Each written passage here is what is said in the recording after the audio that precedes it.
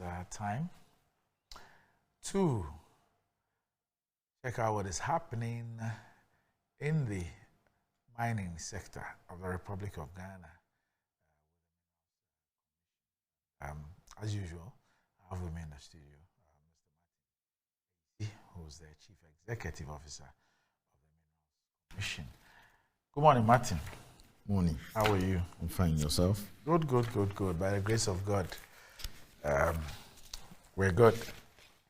Okay. So there were issues we're going to look at, as in follow-up from where we left off last week. But on Tuesday, your sector minister held a presser. And the issues that relate to mining, some of them or many of them, you have hinted us on the show. I just want to do a recap of those things, and then we can get back to our discussion. So the Ghanaian Times of yesterday says big boost from mining sector. Ghana attracts 3 gold and 1 lithium mining firms, poised to begin operations by end of year and a half, Upper East, West, and Central regions. And then the Daily Guide says Ghana rakes $6.6 billion from gold. And then The Finder says small-scale miners export 22,158.25 ounces of gold in 2022. What does that translate into? What does that mean? We'll look at it. So let's start off with what I think is the big one, which has to do with big boost from mining sector. 3 gold, 1 lithium mining firms. You have mentioned this in your commentary over the last weeks, but we're told that Ahafo, Upper East, I'm sure the West here means Upper West, not Western, yep. And then Central regions. Ronnie, thank you very much. So the minister in the mining sector, he focused on 4 things, but I'll start with the very first one.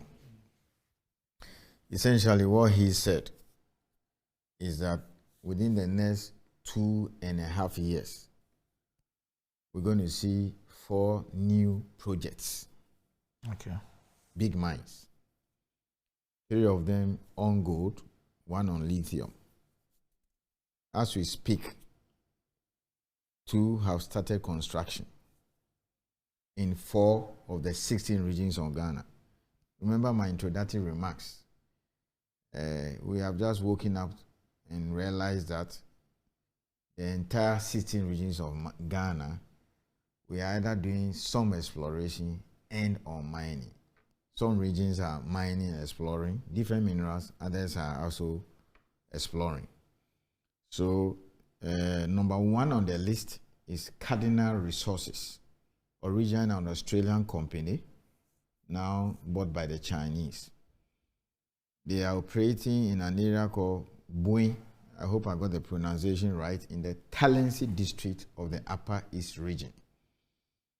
It's about a $500 million mine. That is what it's going to cost to build a mine. Hopefully by the end of next year or earlier, we should start pouring gold. The first 3 years will do about 1.1 million ounces. So even if you multiply by the current price of gold, you're talking about $1.5 or so billion worth of gold.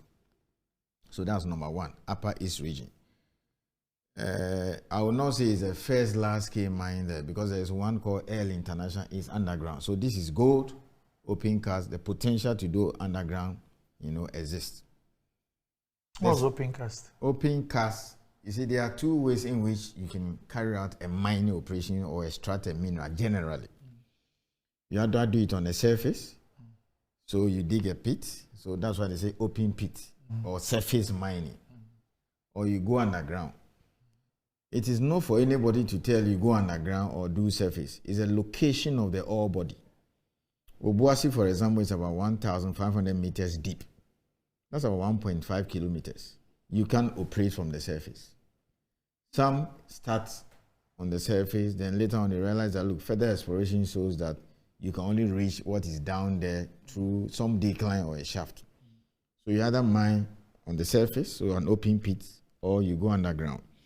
The Chief Inspector of Mines has a very simple way of distinguishing between underground mining and surface mining. He says underground, you don't see the sky. It's as simple as that. So these are the two ways in which you can you can extract the mineral. So that is that Upper East region. I've been to Obuasi before, the underground. Yes, it's scary. I've been not just Obuasi, but the other underground. Now I've been to Obuasi. You went underground? Yes, underground. First time, I went down, went underground, used they had created their own rail system down there. So you can go on there. And then they even had a school, a school for like their lectures. They had built it underground. Yes. Yeah, so we went there, myself. You know what is scary? Yeah. You go down like this. Yes. And then you go like this. Right. So then you look back and ask yourself, I don't want to say certain things. Yeah. If there's an earthquake, what happens? Sir Sam Jonah. Yes, great man. When he was at Ashanti, he facilitated our trip, myself and a few other friends. The first time you entered there, when you're about to go there. No, it was scary. Yes. It was scary. Very. And you could then appreciate the issues with the miners and what they go through and why they are paid so much. Yes. So much. So that's number one. The second one is Newmont Ahafo mine. Newmont already has two big mines. Or one in Ahafo already, the so-called Ahafo South. It has a surface operations, it has an open pit. Now it's the biggest mine in Ghana now. Yes, it has just eclipsed Takwa. Okay. Until recently, Takwa is the biggest gold mine. But with the underground plus the surface in Newmont Ahafo, if you like, you can call it Ahafo South. That's the single biggest mining operation in Ghana. Then they have one in Eastern region, Achim, around Adesina, those areas. They are following aggressive exploration. They are now building a third mine, just 30 kilometers north of the existing Ahafo South. That is $1 billion. They started the earthworks, road diversion, they handle compensation issues. Give and take, the second half of 2025, it should be ready. So you can understand why the minister said within the next 2.5 years. Now, these are not plans that are far advanced. These are taking place. Okay. The monies are flowing.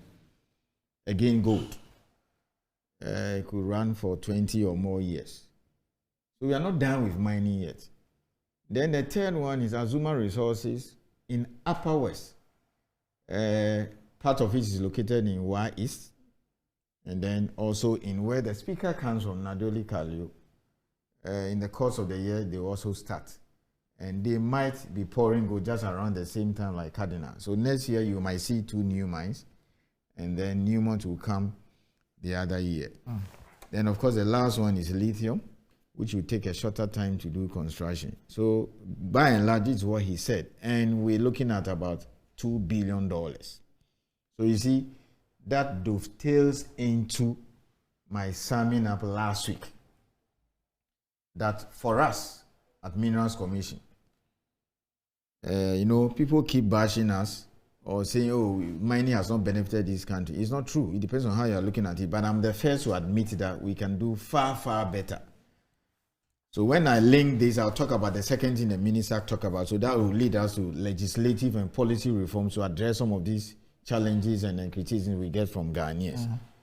So then the question we should be asking ourselves is, shouldn't we have raised these $2 billion in Ghana?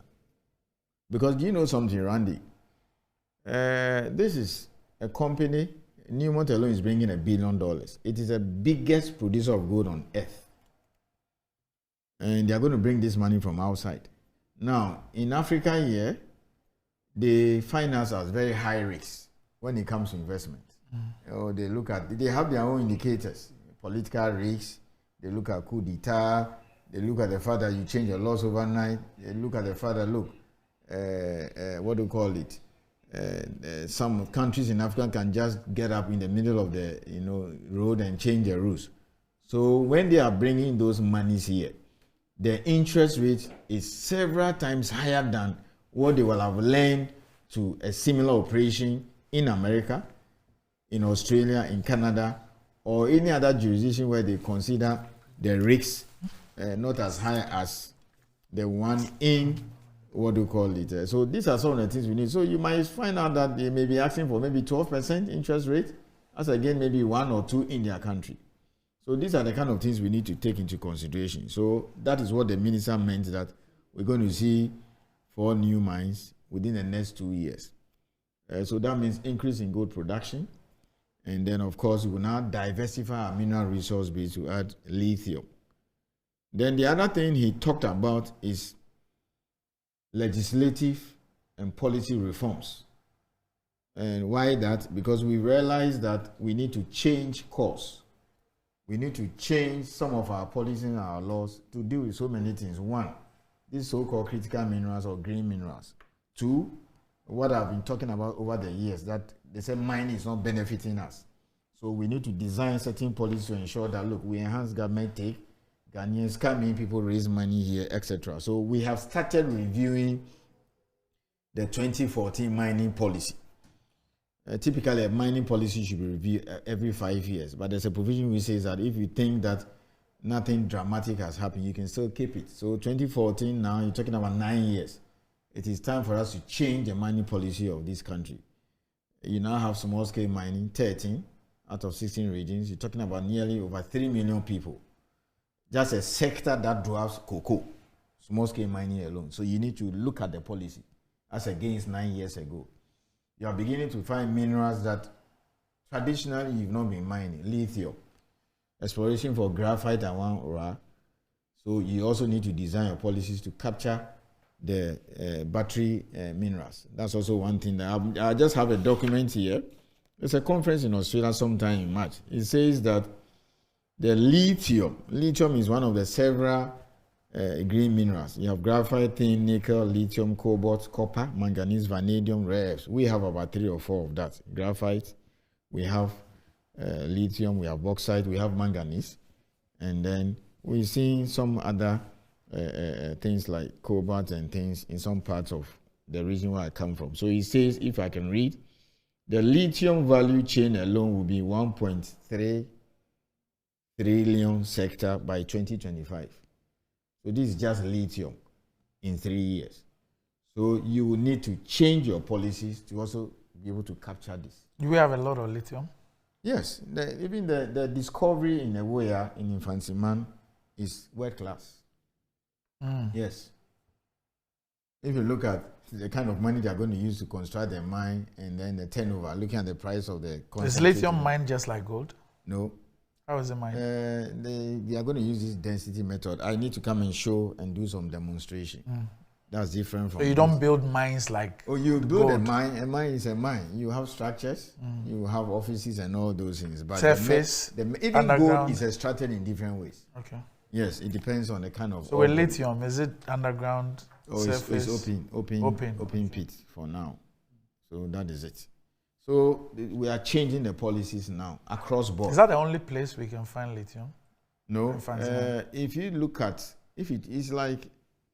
if you talk to a doctor, let me start this way. The doctor will tell you, in certain kinds of environments, certain diseases are bound. Yes.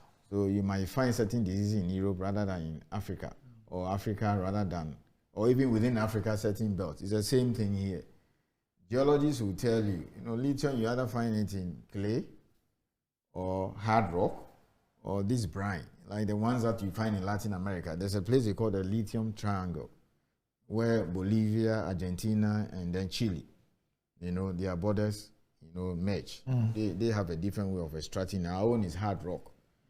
So they will tell you that lithium is found in certain types of geology. So when you find lithium in Ghana and then people are looking for what they call lithium, possible occurrences, they will have to speak to a geologist. And then he will tell you, if you look at the geology of Ghana, which we know, the kind of rocks we have, he will be able to tell you that because lithium is found in certain types of rocks, and if you look at the geology of Ghana, this kind of rocks may potentially contain lithium, then go and look for it somewhere or along this area. So the whole of central region, very prospective. Eastern region, very prospective. Ashanti region, there's some serious exploration going on. And then it goes all the way to Savannah, Upper East and Upper West. We could tell by the nature of the rocks. As to whether you find it in commercial quantity or not, it depends on you going down there and spending millions of dollars in exploration. It's taking what, over 7 years or so for these lithium people to do this work and come Greater this far. Pardon me? Greater Accra? Greater Accra, well, not yet. The geologists have not said anything, but anything can happen. Maybe because Central Region is close to Greater Accra. But where else can I think of? Nobody has come looking for any place in maybe the Adan or Dangbe area yet. Eastern? Eastern, yes. Eastern, Central, Ashanti. Then it goes through the Savannah, Upper East, Upper West, all those areas where people are pitching camp. So we need to quickly design the policies and not to be overtaken by events. We don't want a situation where when you and I were growing up, we only knew of mining in 4 regions, traditionally.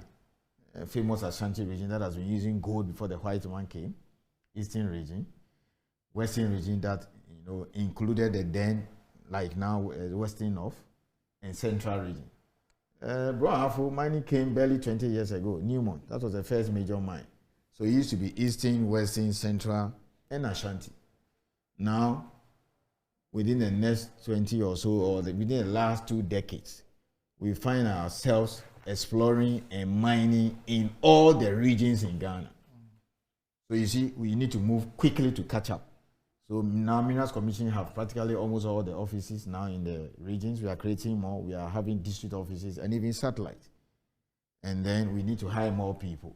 But talking about legislation, because it appears that as the bane of this country, we're always overtaken by legislation. Even if you look at this hill riding system like Ubers and others, you would realize that we've embraced these things, and then we do not have the appropriate legislation to deal with them and all the issues.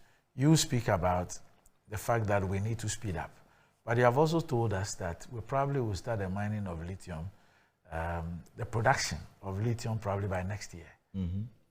But we don't have the legislation. Well, we have legislation already. When we say you are changing your legislation, we have the legislation that governs. Lithium is a mineral like gold or whatever. Maybe what you want to look at is, do you process here? Should they establish chemical plant here to produce the hydroxide or the carbonate that is needed to actually make the batteries? What goes into that? Do you understand that? Yeah. But that's exactly the point. Oh, sometimes it's not just legislation, it's just negotiations. I mean, you can just tell the company that, look, having looked at what you have and looking at the size of the resource, etc., well, before we give you the lease, we expect you to, what do you call it, establish a chemical plant here and all those things. Some of these things can be put in a contract. I have a difficulty with leaving things to the discretion of persons. No. In our country's maybe you're not understanding me. Yes. There are a whole lot you can do in contracts and some legislation. We are trying to change the policy and legislation. Don't get me wrong, not on lithium, the entire mining sector. Yes. I'm saying the policy has been around for 9 years. A lot has changed. So-called green minerals, and then the small scale sector has changed, and then government has come with new ideas, and then what is happening globally. So everybody is changing course. You also have to change course, but you have to look at what you have and how you manage it. That's what we are doing. So I'm saying the current framework is enough for government to do anything. My concern, and why I keep raising that issue, is that whilst we look at the money, the potential money and all that, and we get excited about the prospects and all that, are we acting with alacrity? Yes. To ensure that we put in place all these necessary amendments and others to incorporate all these things. And fortunately for us, we will not be those starting it. I mean, we have the experiences of other jurisdictions to rely on. So it's not as if we are inventing anything. Yes. And I'm saying it's not all the time that you need to change a law or change a policy. The current even law and policy we have, you can just, should be enough. A lot of these things can be done through contracts. That is it. And sometimes we shouldn't rush and do things because, you see, I keep telling you this. You don't have to get excited about the billions that may necessarily come in when they sell the mineral. You should be looking at the entire value chain. And local content, I don't need any legislation. The legislation is there already. So it's up to me come to get up and say X, Y, Z. Just do it in Ghana. don't allow foreigners to get into this space. You don't need any legislation to do that. We got up last quarter, and then we said, for some reason, we'll not allow a foreigner to come and construct tailing storage facility here. Okay? So the new ones that are coming up are all going to Ghana. So you see all these 4 mines, they are tailing storage facilities. They are going to run into millions of dollars. Ghanaians will do it now. That is the kind of thing you are talking about. So it's not necessarily legislation. Right. The law, allows us to do a lot of things. Okay. It's just that we've not enforced some of these things very well. And sometimes we have to be honest with ourselves. If you don't have capacity, you don't do certain things. So you take your time and build capacity. When you have some little, you preserve some space for Ghanaians. Look, there are certain things that 4 or 5 years ago, you can't even preserve 10, 20% for Ghanaians. Today, we are seeing 100%. Do you have the requisite capacity for regulating grain minerals? Yes. You do? Yes. So that will perhaps take me to the next thing. Randy, let me tell you something. When it comes to the skills for mining in Ghana, the knowledge Ghanaians have, world class. I'm not talking about Africa. World class. There are several hundreds of Ghanaians in Western Australia alone, in various minerals, coal, bauxite, mining, gold. A lot of them, geologists, metallurgists, etc. And they keep coming back. Anybody who finishes UMatt or KNUST 2-3 years just can easily get a job in Western Australia. They go and they come back. So when I met the Atlantic Lithium people, they just showed me a Ghanaian who is working for a lithium company in Western Australia. He's been there like 6 years or so. He's coming back to work with them. I've just gotten a list of about 6 of them in other areas of Australia, because currently Australia is a leading, what do you call it, destination for lithium. Okay. And I've linked up with them, and some of them said, oh, we are ready to relocate. Others have also contacted us. They put their names in a database. So we even have Ghanaians who have knowledge and already working. That is it. And they keep coming. The general manager of Chirano, he was here 11 years, went all over, so Jen is back. So when they took out the expertise, the person manning there, if you take Iduaprim, Anglo Gold Ashanti, Pobi, he was roaming all over the place. He was in Australia, they brought him back. So they keep coming back. Ourselves, we keep hiring. Okay, so the expertise, world class. Right. Because of our history. Okay, right now, from my manager down, you can't take a foreigner. Okay? And let me say this. 20 years ago, you go to the mines, you enter a particular mine, you find white faces, essentially or mainly from Canada, Australia. Some Americans, but typically from Canada and Australia. Today, look, take a mine like Iduaprim. Iduaprim is a huge mine in Takwa. I am proud to tell you that all the workers are Ghanaians. So that is a Ghanaian-run mine. 10, 15 years ago, you cannot see this. So it tells you we've come very far, and we export skills. We as a nation, we make money from skills. So speaking about the skills and all that, and the issue about capacity, you keep referring to the players in the industry. In this case, the operators, and the fact that you have amended the regulations, and so they're bringing in a lot of Ghanaians. There's a lot of Ghanaian expertise outside and all that.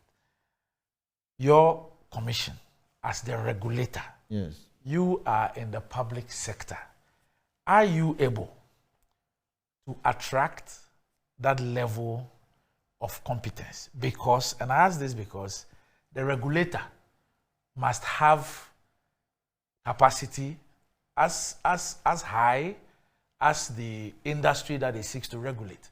Is the Minerals Commission in a position to first of all attract and even retain the human capital that is required of a regulator? Randy, very simple.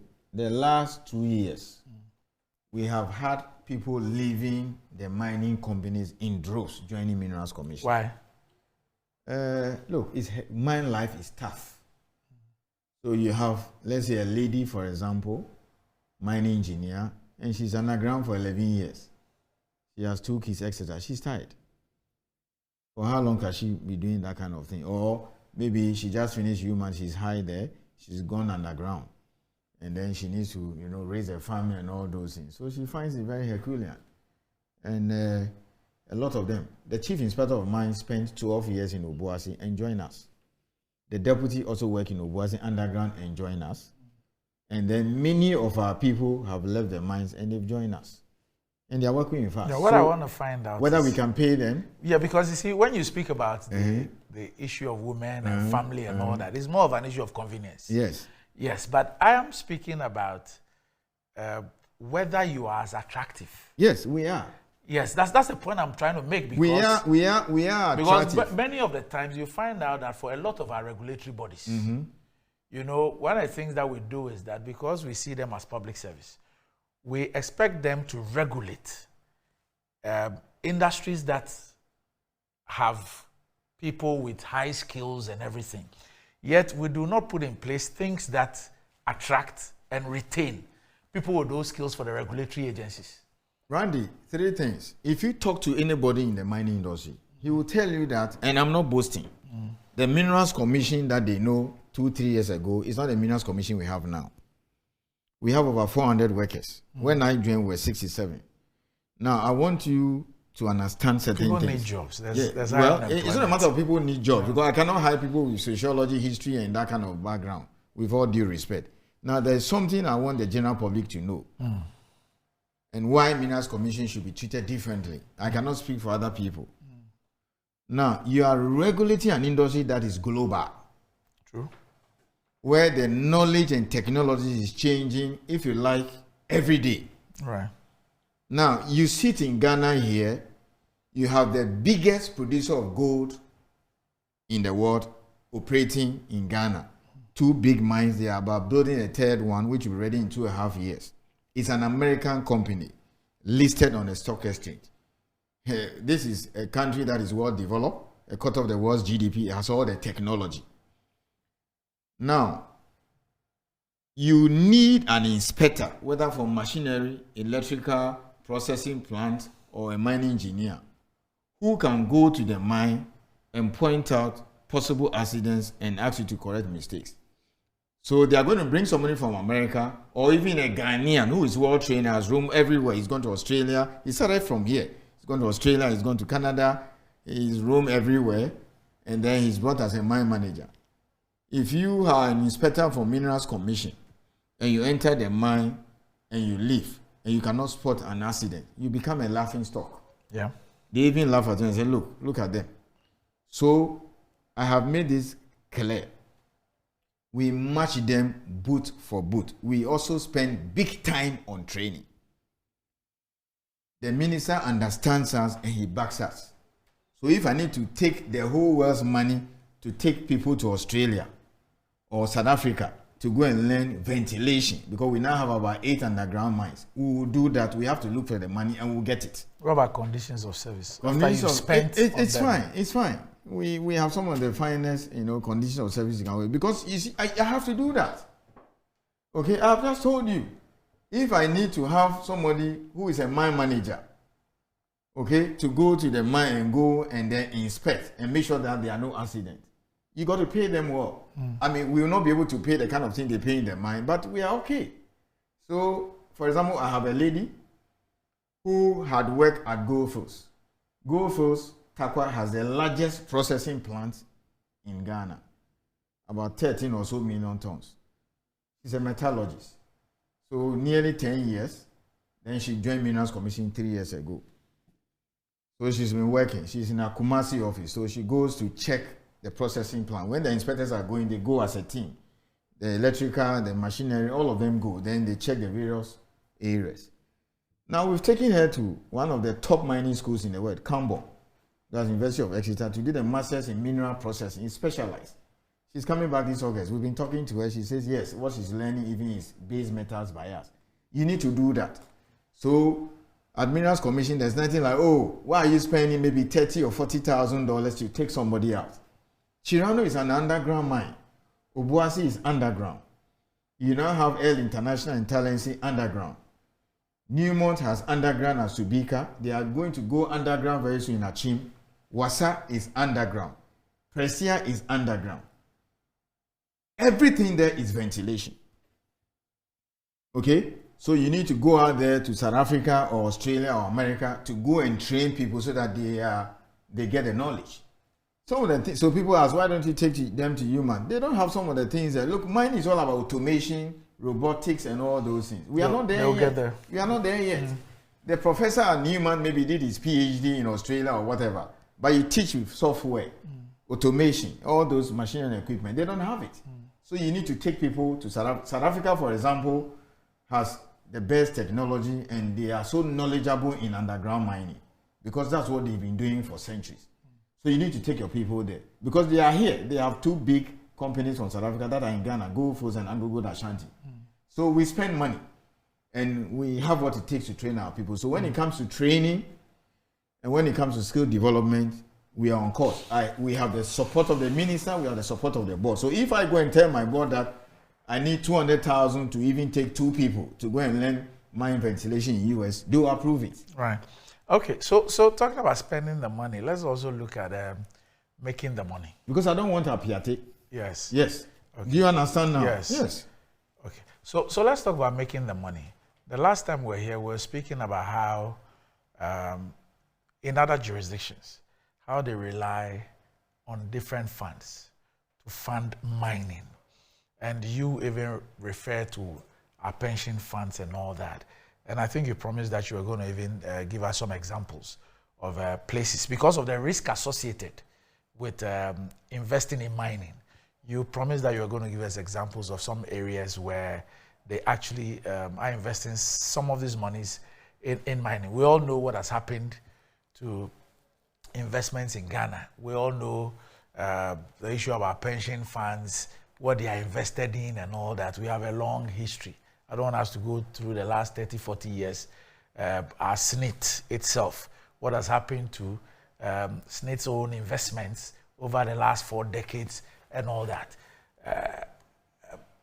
Making the money through what we have, because the impression I got from what you said was that it looks like we have quote-unquote idle funds. And instead of focusing on investing these monies in the mining sector, we seem not to look at that, but that is what others are doing. Randy, for me, 4 things. If we get those things right, and we are on course, we started, then mining can change the face of Ghana. Small scale.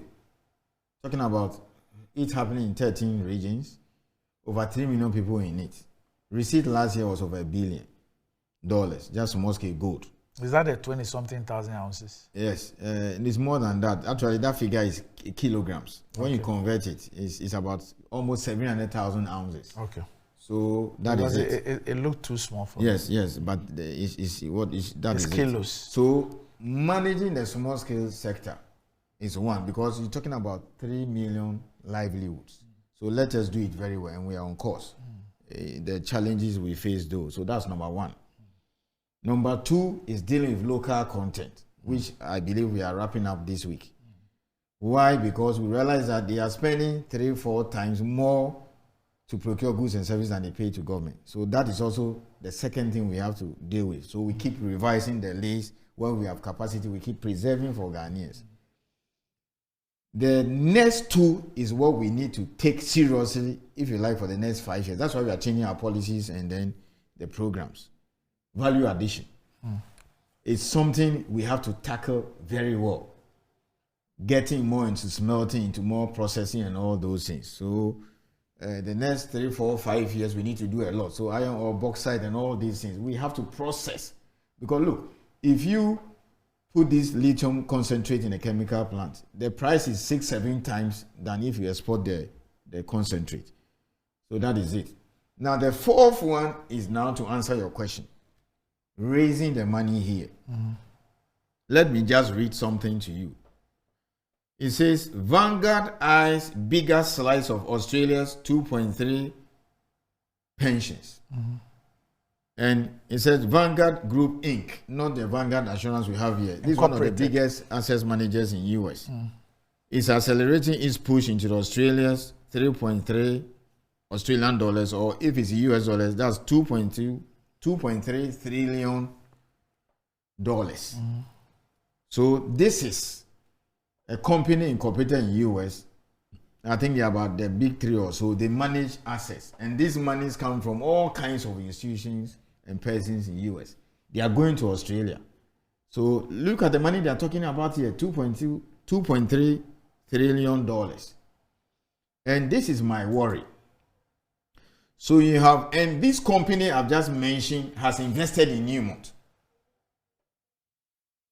This Vanguard Group has invested in Newmont, an American company. So they've taken people's millions of dollars, and I'm told they have about 7 trillion assets. Okay, that's the kind of money they are managing on behalf of all kinds of institutions, and there are a lot of government institutions out there. So the question is this: so Americans, Canadians, and Europeans say you are risky for investment because your continent is full of coups. You change your policies in the middle of the day. There are civil unrest, all kinds of things. So comparable to them, you are risky. That's why they give you anything between 8 and 12 interest rate for loans, whilst they are placed, it may be 1%. Okay? But this company has found it prudent to invest in Newmont that is operating an area they consider risky. So the question I'm asking myself is that then SNIT and then the other institutions that sit on billions, and indeed a lot of money is lying idle. I don't know how much money was lost at the Avino fire. Okay? Yes. So they sit on, they call every month. You know, a year, middle of the month, you have to pay. People pay, look at teachers alone, the money they pay. SNIT. And then the other institutions there. What are they doing with those kind of money? But you see, they require education.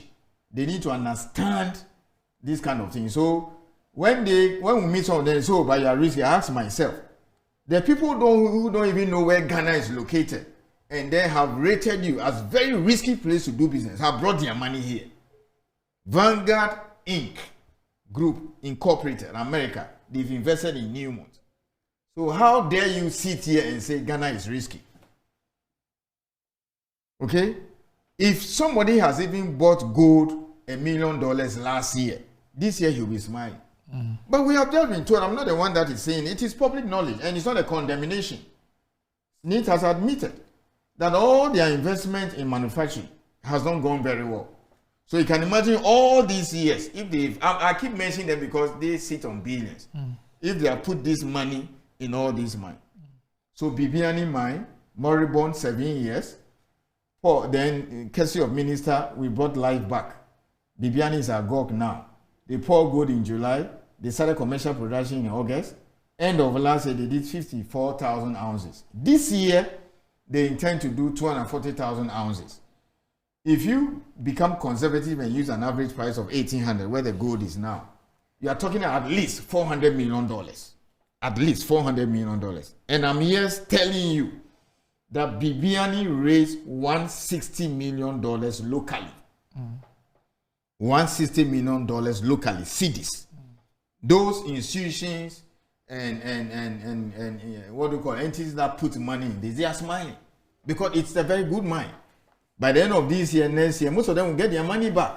How much money can you get if you put this money in other areas? So a lot of education is required to educate someone, not just me, those who manage maybe all these pension and assets, you know, private investment and all that. Yes, if you go to Australia, if you go to Canada and US, look, apart from the stock exchange where they raise money, for these pension funds, they normally come in when you make a discovery.